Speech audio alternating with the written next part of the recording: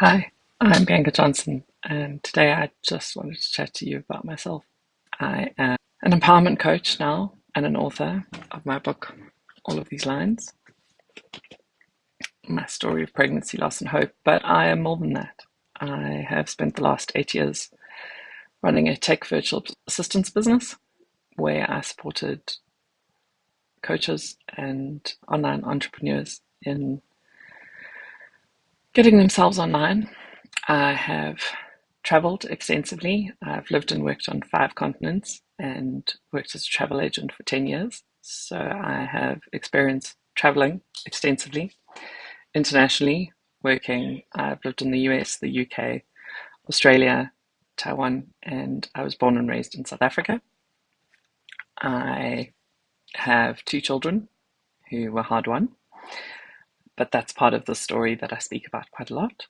But I have also been and done all sorts of things, and there's more to me than just pregnancy loss. And I think sometimes what happens is we become so bogged down by our life altering experience, focused on the theme of our business, that we forget that the person on the other side is a whole person with a whole lot of history and a whole lot of depth and various different layers to themselves. And so I wanted to chat a little bit about that. I grew up all over South Africa. I was born in Pretoria. We moved to Grahamstown. My father was a student at Rhodes.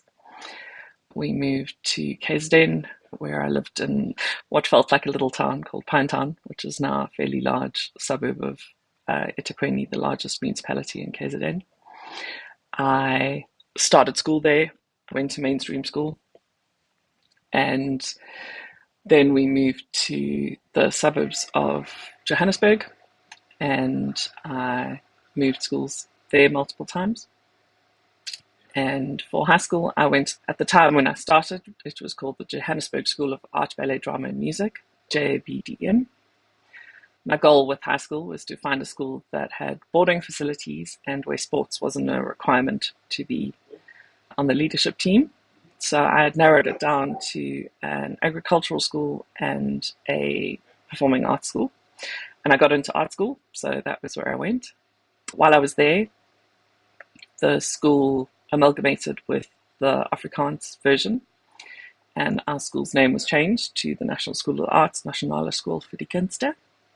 I speak English and Afrikaans fluently. Until I was 3, I was bilingual entirely. I spoke Afrikaans to women and English to men because my mother was Afrikaans, my dad was English. And because of where we lived, my preschool was Afrikaans and all the female teachers were Afrikaans as well. And all of friends of my father happened to be English, so it just made sense. So when we moved to Pinetown, which was a predominantly English-speaking town, I had a lot of very confused conversations with preschool teachers who didn't speak Afrikaans at all, because almost everyone in KZN spoke English at that time. So I am bilingual in English and Afrikaans. I have a penchant for language. I have always loved languages. I have a degree in applied language studies and psychology. I joke that I did a BA in Mansuk, which is Afrikaans for husband search, and that I failed that. I pick up languages extremely fast and lose them fairly quickly as well. I also have a really good ability to pronounce things. I learned to read Zulu before I even knew what I was reading. And I learned to read Zulu from hymn books because I knew the tunes to the hymns from English church. I picked up the pronunciation. So I can read Zulu almost fluently, and I sound very close to a native speaker, even though I don't understand a lot of what I'm reading when I do that. My father instilled in me the importance of being able to greet people in their local language. South Africa has 11 official languages, and I can greet people in 6 of them, including sign language, which I took when I was at university. I know enough to be polite in a lot of languages. With my travels, I have also learned a smattering of Italian and Mandarin Chinese, and I took French in school. Again, my pronunciation gets me in trouble because I'm really passionate about pronouncing things correctly, and so people assume that I am more fluent than I am, which is not fun because I once had a very broken conversation with two Italian older gentlemen on a bus through Rome, and just very, very fascinating because my Italian was very limited. I do enjoy languages. I grew up, as I said, my father has a love for language as well. And so he instilled in me joy in understanding the root of languages. So I have a basic understanding of Latin and have always loved knowing the origin of words and where words come from. I really enjoyed Bill Bryson's books, particularly the ones around language. I found those really fascinating.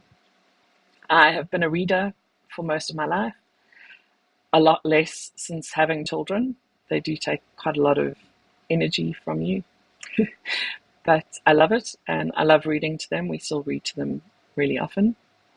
I used to read for tape aids for the blind when I was in university, and I really enjoyed that. I am passionate about women and empowering women and the community. I am passionate about inclusivity. Having gone to the National School of the Arts, I was surrounded by a lot of creatives and a lot of diverse people, and I really am grateful for my exposure to that, and it has really influenced my life throughout. I am passionate about body choice, and that the only person who can make a decision about your body is yourself, and consent is vital no matter what is happening. I love animals. I am particularly a lover of cats. We have 6, and we have 2 dogs, and I feel that a house without pets is a very empty house, and so my kids have had pets around them throughout their lives. I was a huge fan of cloth nappies with both my children, cloth diapers for the international folks. I was definitely a collector. Other women buy jeans or fancy shoes. I bought and collected cloth nappies. I had an extensive collection and I loved them. And it always felt like the nappies were mine, even though they were on my children. I loved the outfits and being able to dress them matchy-matchy. We love matchy-matchy outfits in our family. Every Christmas we have a collection of outfits where everyone is matching, and that always brings me joy. I love Lego, as you can see here. This is a very small part of my collection that actually fits on the shelf. I'm particularly fond of the Lego Botanicals flowers and have quite a vast collection. And every year for Christmas, I buy the new Winter Village set, which I really enjoy building as well. I love special occasions. It's Easter this weekend, and it's always a fun one in our house. My kids love going Easter egg hunting, even though they're a little bit older and traditionally older than the Easter egg hunt age. They just love the fun of the hunt, and we decorate for special occasions, and so I'm looking forward to that. Although I am a pregnancy loss mum and I am an empowerment coach helping people through pregnancy loss, there's a lot more to me. I have a rich, varied life. I saw the TED Talk years ago where she coined the term multipotentialite, and that's very much my life experience. I have traveled extensively. I've worked in a wide variety of industries, particularly around the service industry. Almost everything I've done has been in service to other people. That has followed me throughout my life, but I have taken everything I've learned from those times in my life and brought them forward to who I am now. And I am really passionate about empowering others, about sharing my knowledge, about gathering knowledge and ensuring that other people learn from the knowledge that I've gathered. I thought to give you a little bit about me, something a bit different to my usual YouTube videos, and let you get to know me. If there are any questions, please feel free to ask in the comments. I would be very happy to answer any questions. And I think that's actually why I wanted to make this video, because somewhere along the way I started to believe that I had to choose, that I could only be the grief coach or the tech person or the traveler or the mom.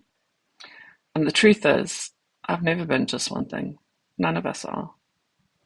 The people I work with, the ones navigating the biggest, hardest, most identity-shifting moments of their lives, they're not just one thing either.